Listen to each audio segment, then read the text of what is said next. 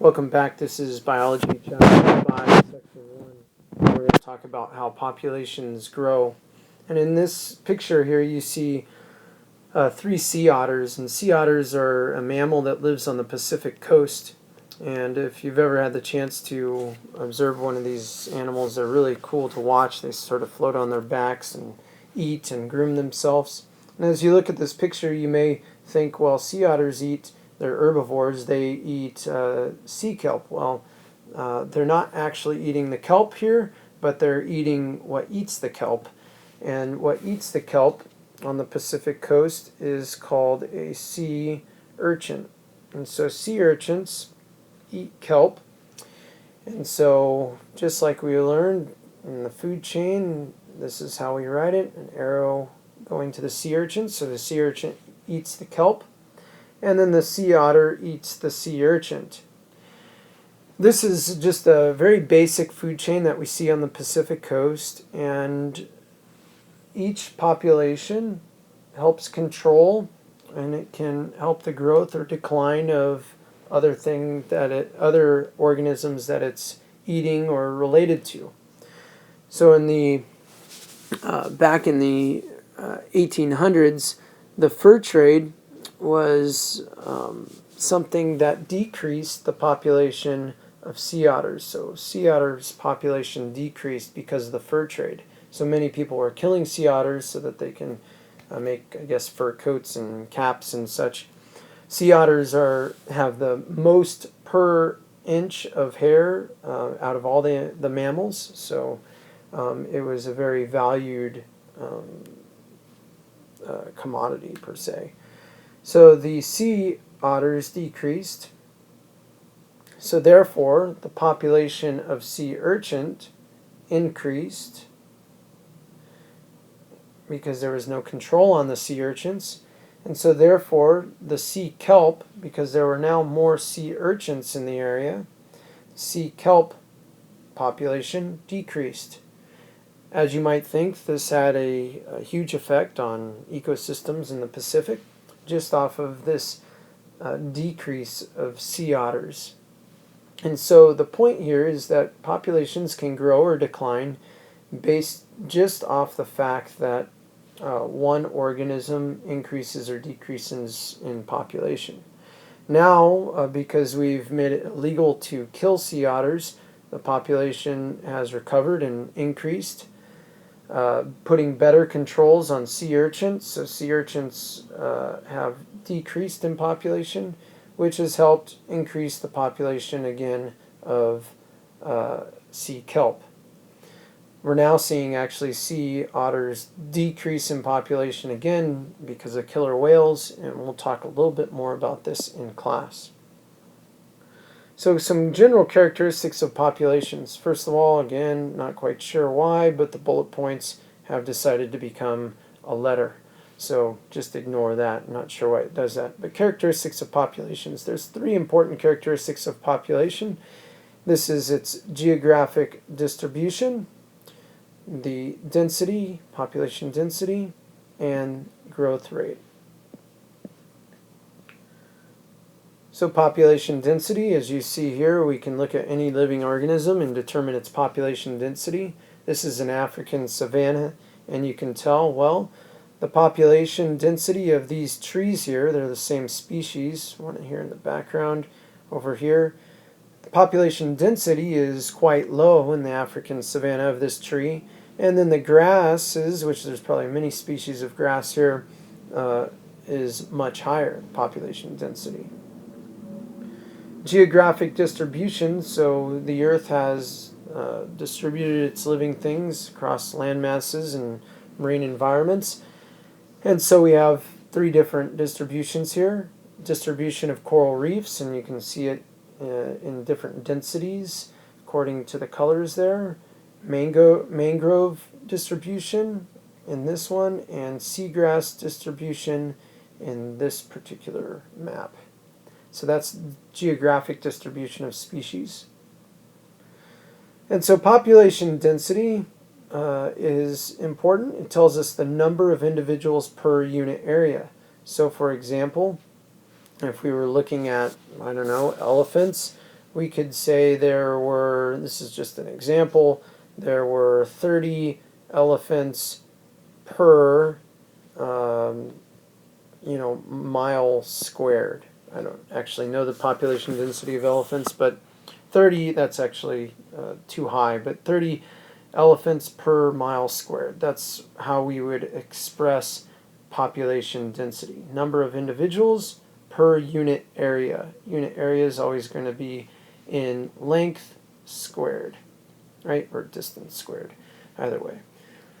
Growth rate can increase or decrease the number of individuals in a population over time. So population density is important. Population growth is important. You need to understand how populations grow or decline. So population can be affected by three different things: the number of births in a population, the number of deaths in a population, or the number of individuals that enter or leave a population. Are three ways that population size can be affected.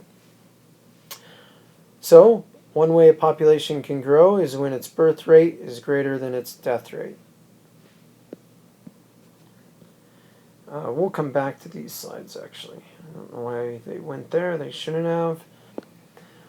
So population growth can also be affected by individuals leaving or entering a population. So immigration is when you have a movement of individuals into an area, and this is going to cause one population to grow. So if I have a population A, and over here I have population B, and you have individuals leaving population A and going to population B, this is considered from the perspective of population B, immigration. And this is going to cause B to increase in population size.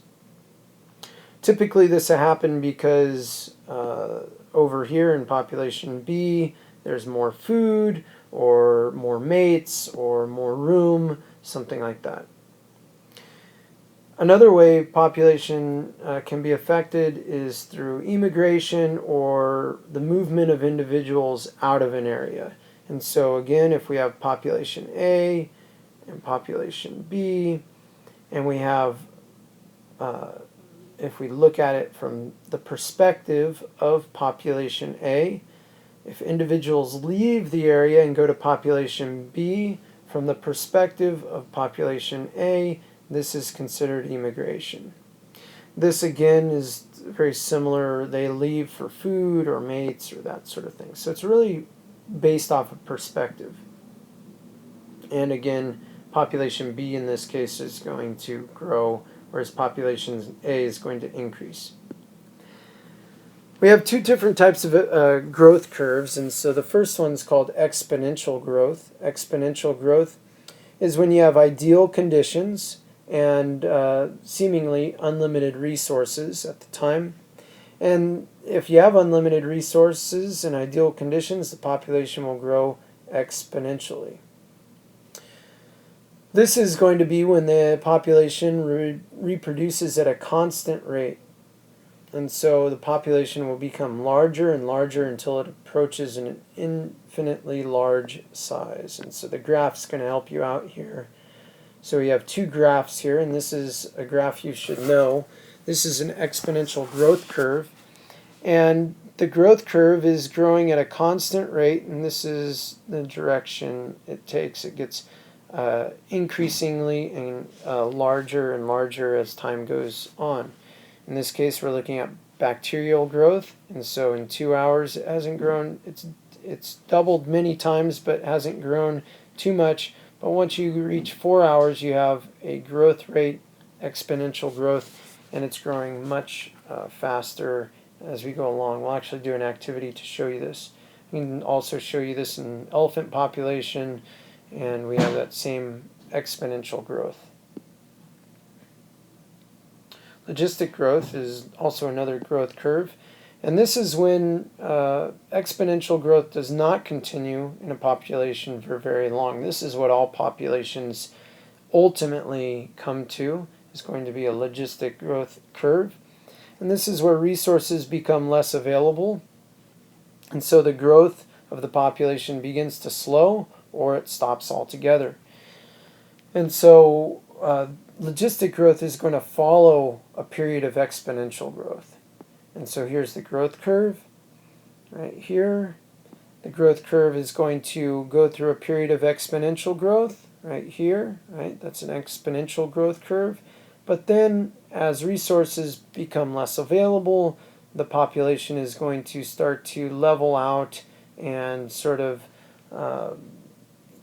not grow as quickly anymore. This is when it's reaching what we call its carrying capacity, and that's that dotted line right there. And this is a logistic growth curve. Oftentimes we describe it as an S curve, whereas up here we describe exponential growth as a J curve. And so that's logistic growth.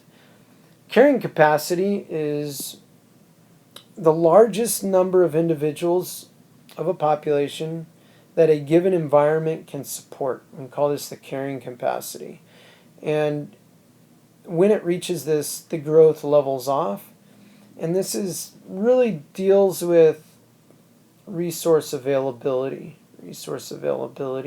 So as population growth increases, eventually resources are going to come scarce and the population growth is going to slow.